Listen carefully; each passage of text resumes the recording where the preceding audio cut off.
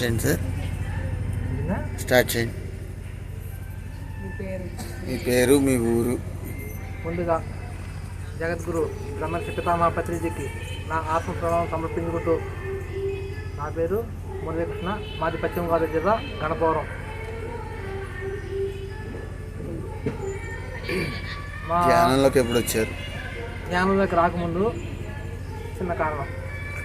ఆకివీడు కాకరపత్తి వెంకటకృష్ణ గాంధీ గారు అంటారండి. మా మావయ్య గారు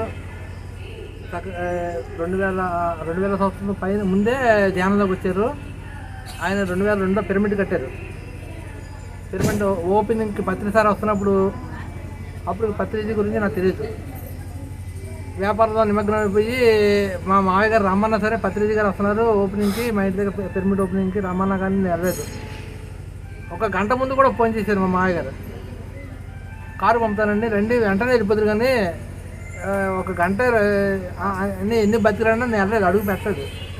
అప్పటికి ధ్యానం గురించి తెలియదు కాబట్టి, నాకు అర్హత లేదు కాబట్టి నేను వెళ్ళలేకపోయాను. మా మావయ్య గారి ద్వారా మా మిసెస్ 2007లో ధ్యానంలోకి వచ్చింది. అది మేము ఎప్పుడైనా సరే ధ్యానంలోకి రాకముందు అత్తరింటికి వెళ్ళినప్పుడు మా మావయ్య గారు ధ్యానం చేతులు కానీ రండి కాసేపు కూర్చోండి అంటే, మేము ఉన్న ఒకరోజు కూడా ధ్యానం అని మమ్మల్ని చంపేస్తున్నావు అనేది మేము చేసేవాళ్ళం కాదు. దేనికైనా టైం రాకపోతే ఏది చేయలేం. 2010లో శ్రీ లలితా పిరమిడ్ ధ్యాన కేంద్రం గణపవరం 24/24 మాతోటి నిర్మితమైంది.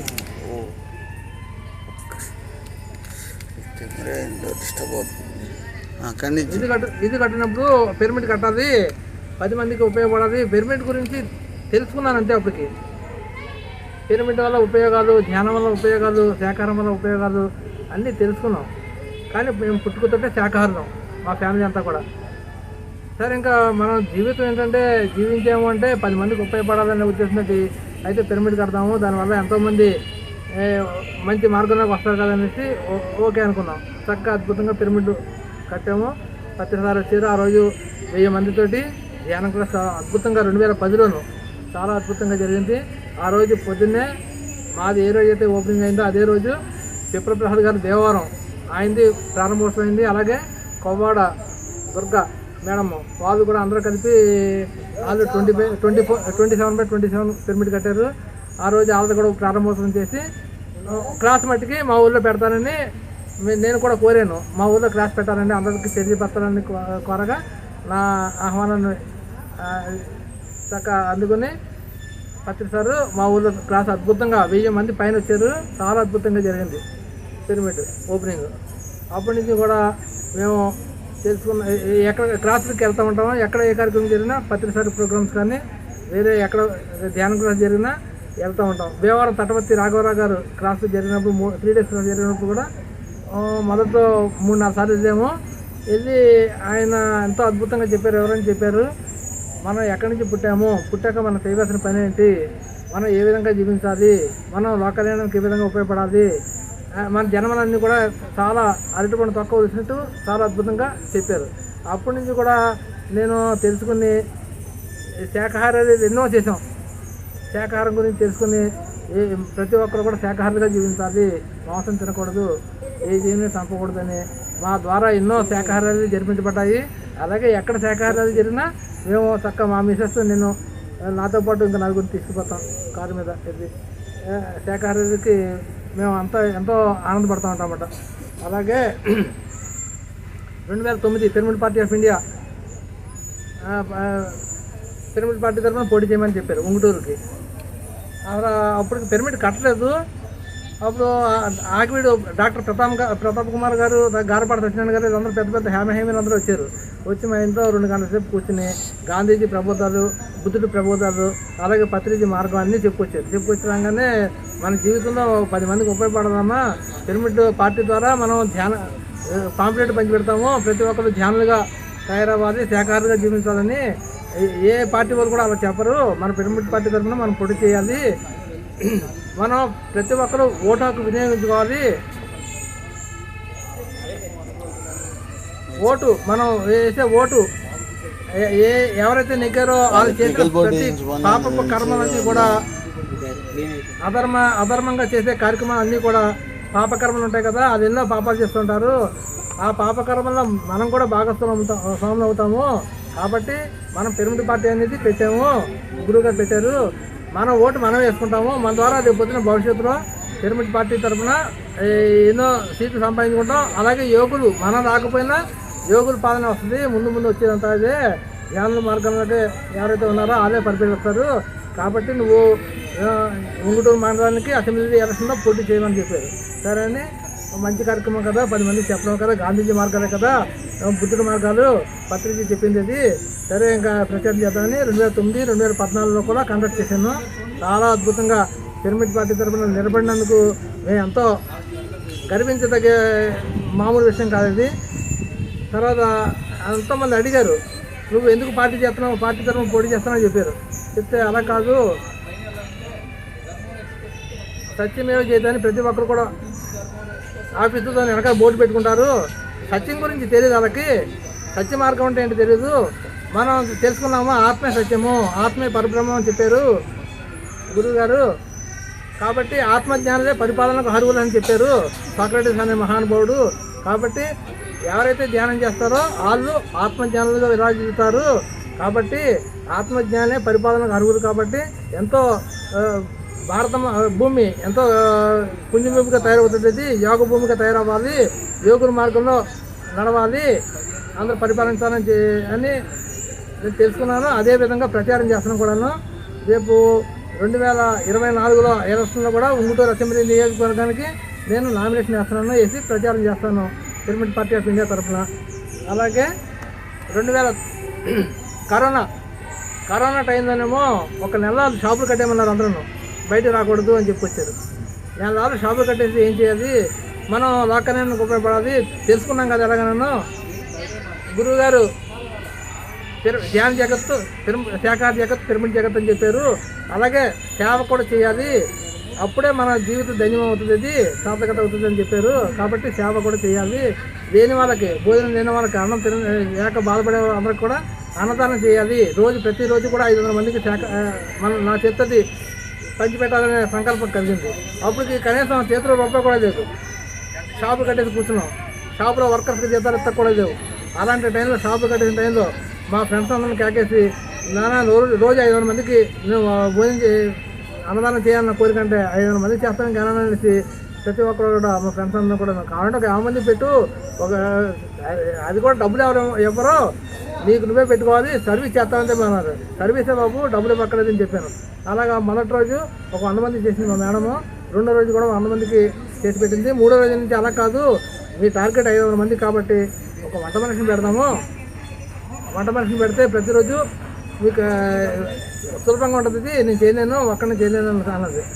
అలాగే అనేసి 500 మందికి చేద్దామని వంట మనిషిని పెట్టాక మర్నాడు నుంచి కూడా ప్రతి ఒక్కరు కూడా ఎప్పుడు ఏ రోజు కూడా రూపాయి దానధర్మం చేయడం అందరూ కూడా హేమహేమే అందరూ కూడా ఇంటికి వచ్చి, కృష్ణ గారు మీరు అన్నదానం చేస్తున్నారు కదా, ఇదిగో మా తరపున ఇదిగో 4 బస్తాలు బియ్యం ఇస్తున్నాము అని ఒకళ్ళు, ఇంకొకళ్ళు డబ్బులు ఇవ్వండి, ఇదిగో 10,000 రూపాయలు రాసుకోండి అనేసి ఇంకొకరు ఇచ్చారు.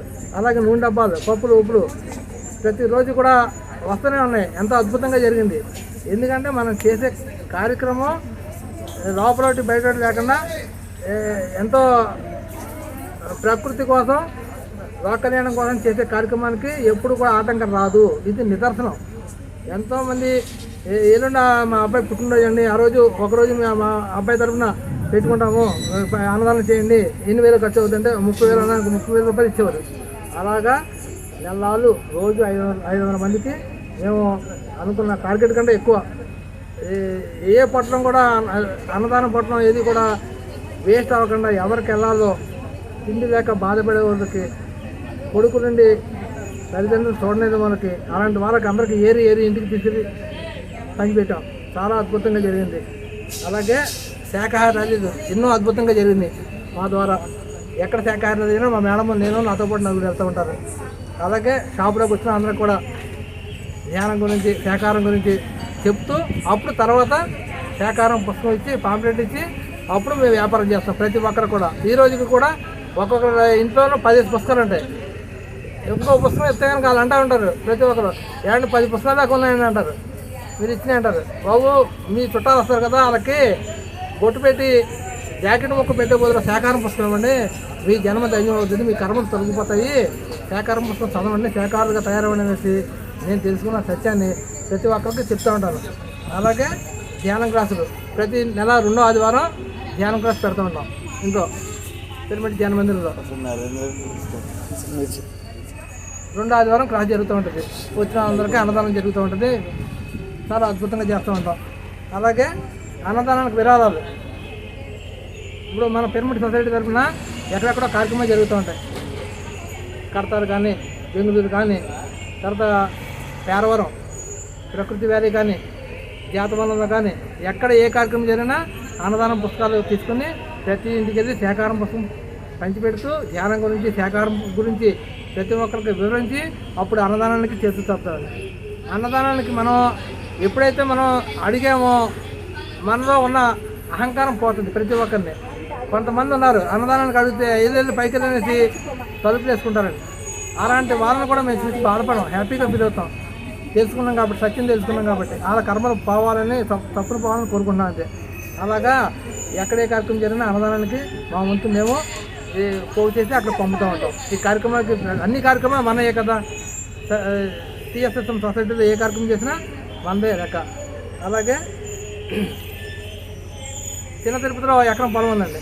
ఆ టైంలోనూ ద్వారకా తిరుమల పిరమిడ్ కట్టాలని అనుకుంటున్నారు అందరూ సొసైటీ వాళ్ళు. అప్పుడు పిరమిడ్ నాకు ఎకరం పొలం ఉంది కదా, అది సొసైటీకి ఇచ్చేస్తాను, పిరమిడ్ కట్టుకోండి అని చెప్పాను.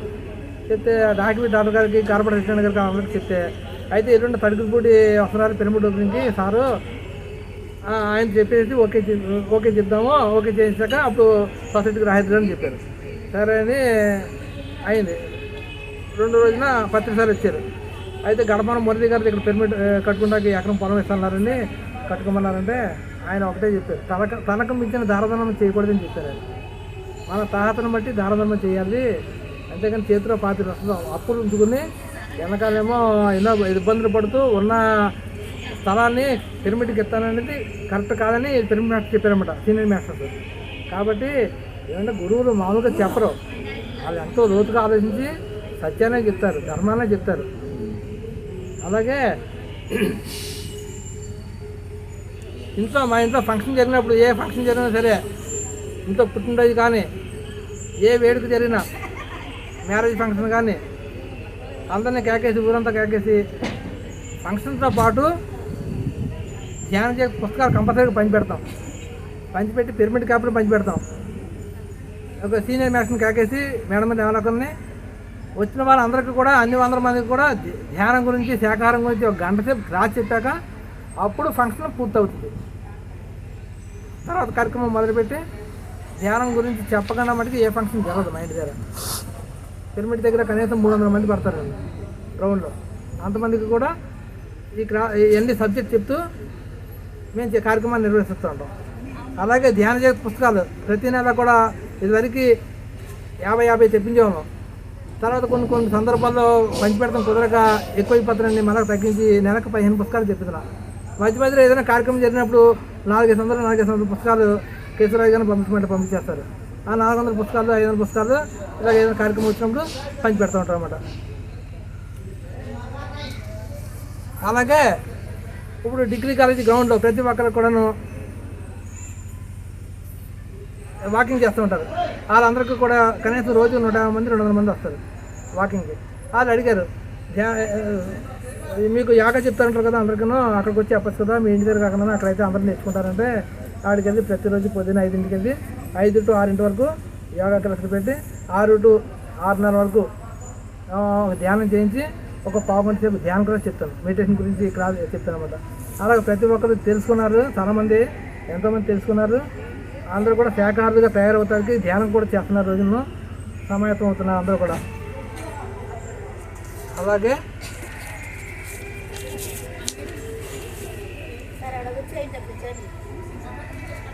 తటవర్తి రాఘవరావు గారి ద్వారా ధ్యానం గురించి, శాకాహారం గురించి, మన ఏ విధంగా జీవించాము అన్నీ తెలుసుకున్నాం. కాబట్టి మూగజీవిని ప్రతి ఒక్కరు ప్రేమించాలి, చంపకూడదు, తినకూడదు. ఇది కాన్సెప్ట్ మనం తెలుసుకున్న పిరమిడ్ మాస్టర్స్ అందరూ కూడా తెలుసుకున్నది. అది గోవులు వెళ్తూ ఉంటాయి రోడ్డు మీద, ఎన్నో గోవులు, పాప వాటికి ఆహారం ఉండదు. ప్రతి ఒక్కళ్ళు ప్లాస్టిక్ కవర్లు ఏంటి వేరే చెత్త చెదరం అంతా తిని బతుకుతున్నాయి, ఎన్నో చచ్చిపోతున్నాయి. అలాగా యాక్సిడెంట్లు అయ్యి కాలు చేతులు దిగిపోతున్నాయి, కనీసం పట్టించుకునే నాదురే ఉంటుంది ఈ రోజుల్లో. కానీ ఆవును పూజించారు, చచ్చిపోయినా ఆవు కావాలి, గృహప్రవేశానికి ఆవు కావాలి, ఒక శుభకార్యం జరగాలంటే ఆవు కావాలి, మనం జీవించాలంటే ఆవు మూత్రం కావాలి, ఆవు పేడ కావాలి, పంచింగ్ కావాలి. అలాగా అందుకని గోమాత మటుకు పెట్టకూడదు. నందీశ్వరుడు బాధపడుతున్నాడు. గోమాత వెళ్ళి నందీశ్వరుడి దగ్గరికి వెళ్ళి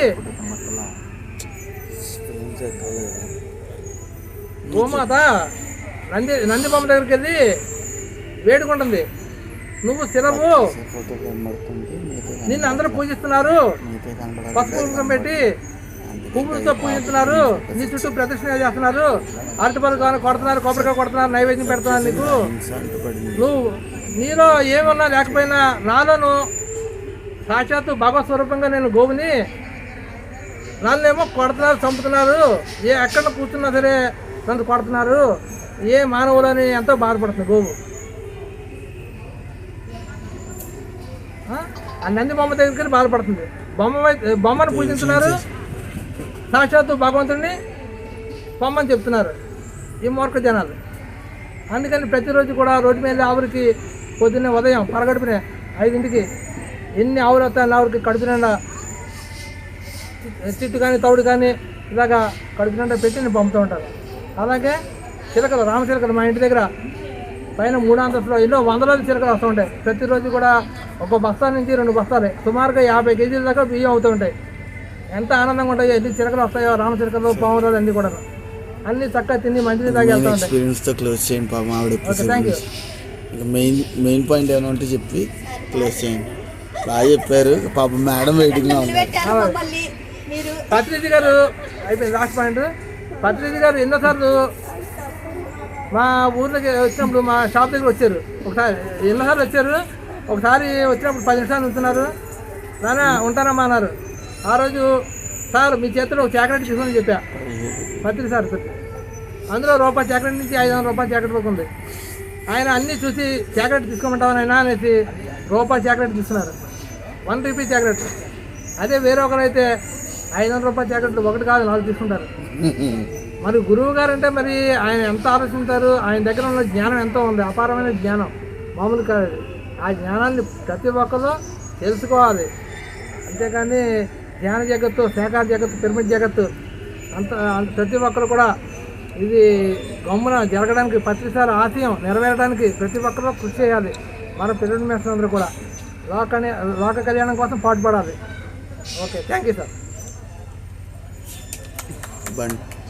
ఏఎంసీ ఛానల్ సబ్స్క్రైబ్ చేసుకోమని చెప్పండి. ప్రతి ఒక్కరు కూడా ఏఎంసీ ఛానల్ సబ్స్క్రైబ్ చేసుకోండి. Thank you.